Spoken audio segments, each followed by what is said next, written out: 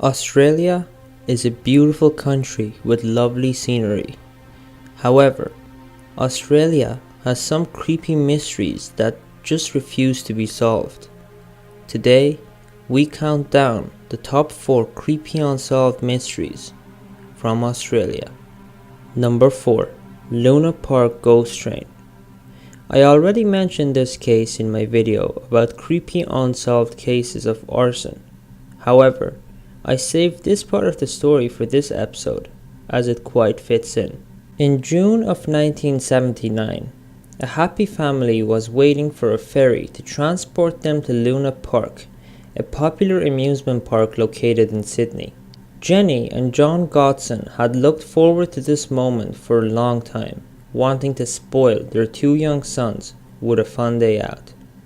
After having visited the Taronga Zoo, they finally made their way to Luna Park, where they had a whale of a time going on all the different rides the park has to offer. At the end of the night, the family had to make a final decision before leaving for home. Which ride would they spend their final 4 tickets on?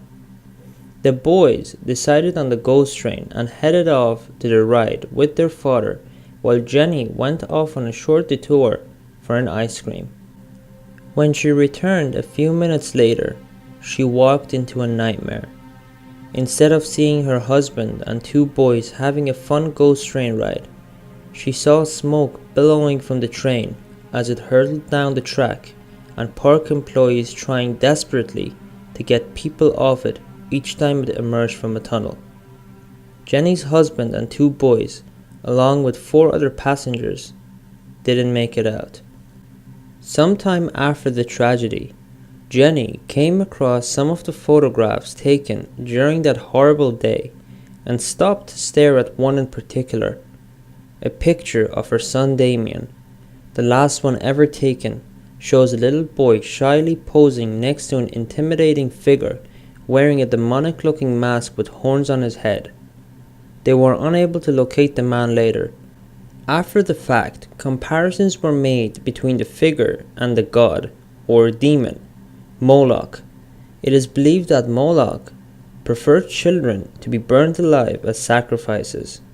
So, was this a sinister way to offer up human sacrifices to an ancient god or demon, or was it deliberate arson in a business dispute as some others have claimed?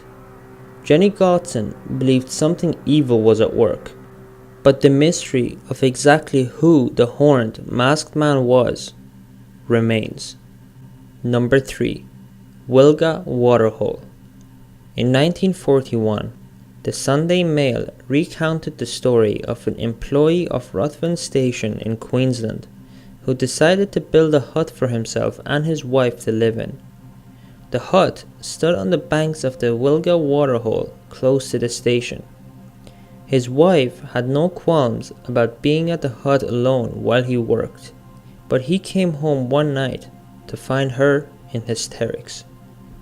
Trying to figure out what had scared his wife so much, the station employee could only get out of her that she had heard paralyzingly terrifying screams and wailing emanating from the waterhole. The man believed his wife had been scared by the screams of a bird, and he wasn't worried at all. He didn't think anything of it again until a few weeks later when he had to be away in business for 2 days and nights. Upon his return, his wife was again hysterical, even worse than the previous time, and adamant that she heard wailing and screaming rising from the waterhole. Thoroughly spooked now by the state of his always level-headed wife, the man took her away from the hut and never returned there. When he left, he warned some of his colleagues about the creepiness of the waterhole. His colleagues were skeptical, and a couple of them decided to camp out next to the waterhole overnight. They stayed awake until after midnight. The only scare coming was when an old bull bellowed and startled them. The men laughed at themselves and one by one fell asleep next to the dying campfire. However, it wasn't long before they were awoken rudely from their dreams by a deafening wailing increasing in volume with each shriek. The horrible sound was emanating from the waterhole. The men threw their things together and hightailed it out of there.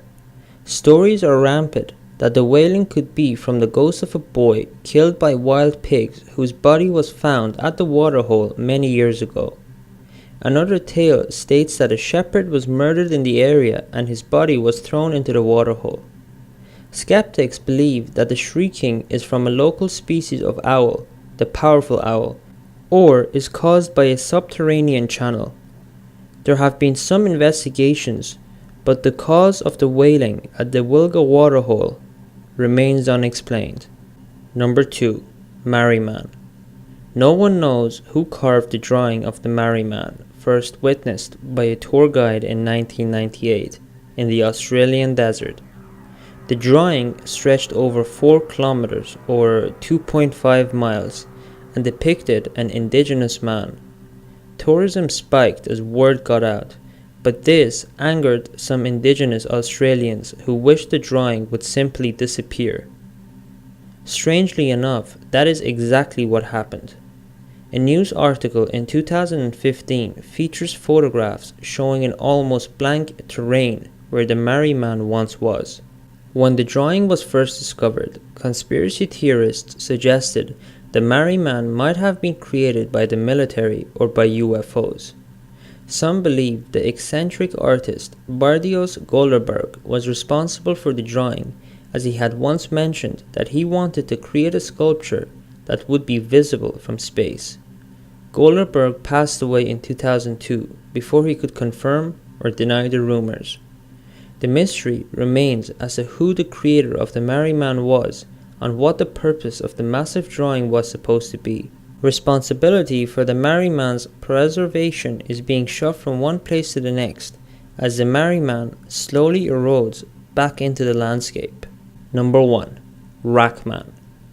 On August the 11th of 1994, fisherman Mark Peterson set out on his boat and moved slowly up the Hawkesbury River just north of Sydney.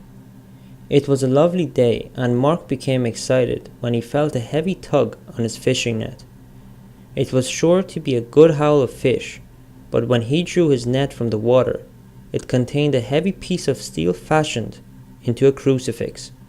Tied to it was the remains of a human body. Shocked, Peterson immediately called the police, who examined the remains and confirmed they were human. A forensic pathologist noted that the remains were of a male between 21 and 41, and that the bones were anatomically arranged on the crucifix. The victim's entire body and head was wrapped in plastic. In addition to the plastic, there was wire wrapped around the head and torso. The man has yet to be identified, partly because his fingerprints had literally been eroded by the water. He was given the nickname Rackman. Police are still working on several leads, including one from the public that stated that Rackman may be Joe Biviano, a drug dealer who had gone missing from Drummoyne in 1993. They are still hoping to match the DNA. The remains of Rackman are still lying in the morgue. So that's it for today's video. Thank you so much for watching, and as always, make sure to tune in again tomorrow for another brand new episode.